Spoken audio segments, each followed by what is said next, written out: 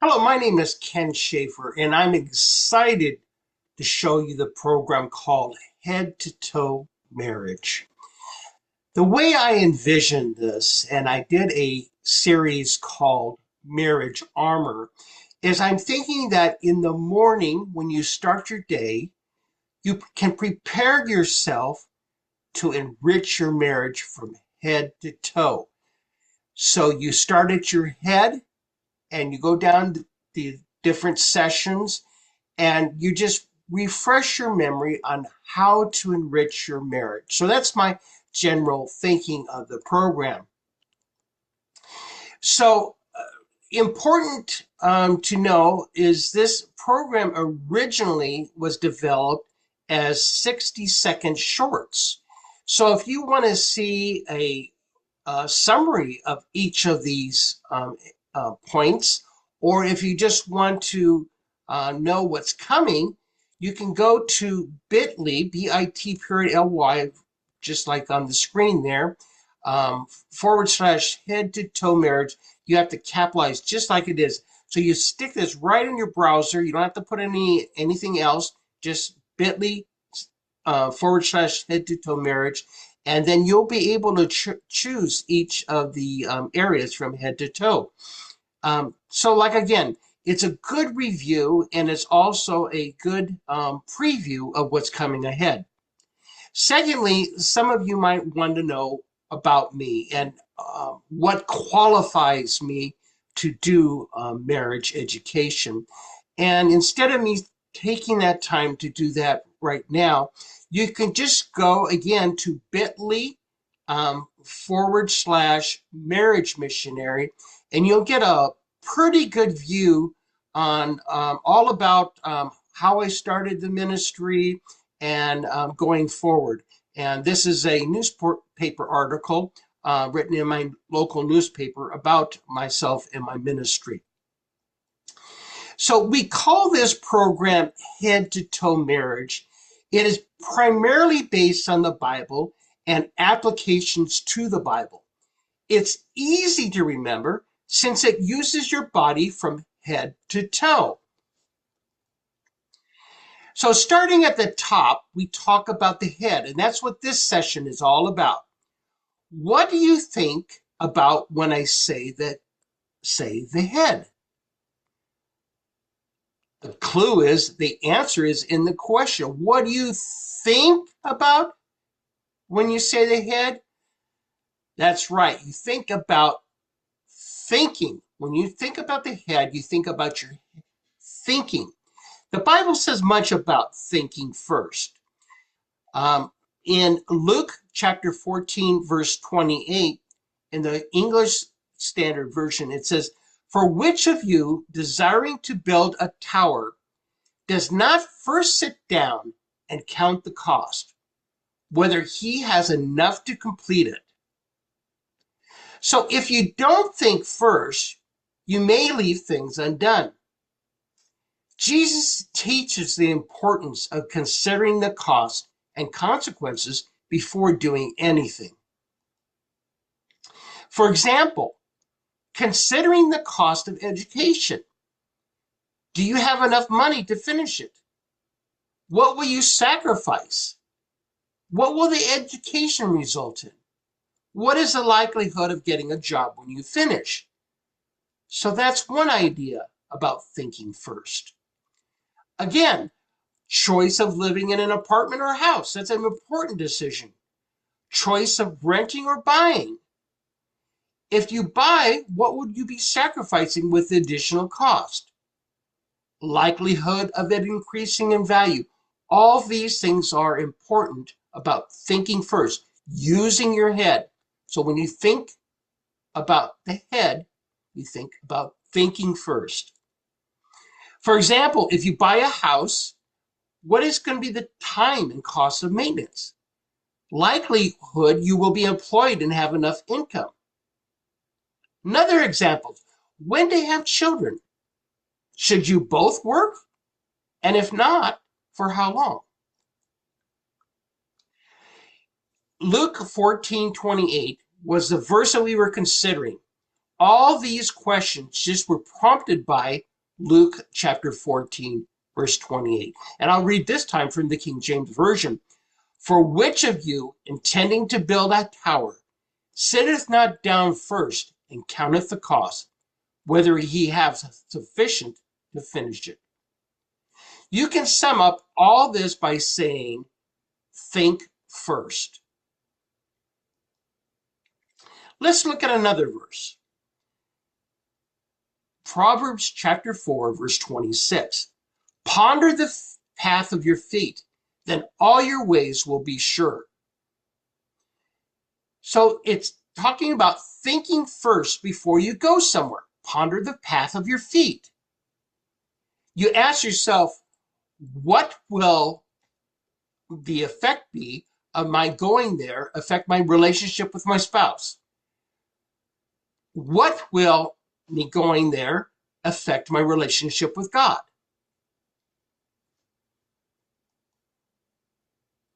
Should I go out with the girls while my spouse is at home and alone? Should I go out with the boys while my spouse is watching the kids? Is the friend or friends that I hang out supportive and complimentary to my spouse? Or do they badmouth my spouse? Should I go to see that movie or watch that show? What impact could it have on my relationship with my spouse? And I warn you here, don't dismiss it and think that it won't have any impact. I think it's fair to say that most things that you are involved with will have some type of impact upon either your relationship with your spouse or your relationship with God, or both. And so here's the second question. What impact could it have on my relationship with God? Consider, is there a better use of my time? Have you gone out with your spouse more than the sum total of going out with your friends? Would you be comfortable with your pastor knowing that you went there? If in doubt, ask, what would Jesus do? And what about the following verses? Could it make a young brother or sister in the Lord stumble if they knew I went there? We'll read King James here, Romans 14:13. Let us not therefore judge one another anymore, but judge this rather, that no man put a stumbling block or an occasion to fall in his brother's way.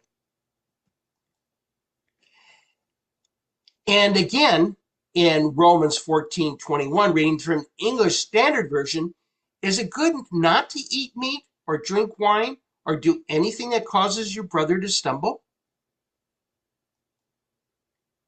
We're not just talking about a few verses, but the Bible has much to say about thinking first. For example, in Proverbs 14:15 from the English Standard Version, it says, the simple believes everything, but the prudent give thought to his steps. Proverbs 14:15 teaches that a wise person carefully considers their steps rather than acting impulsively.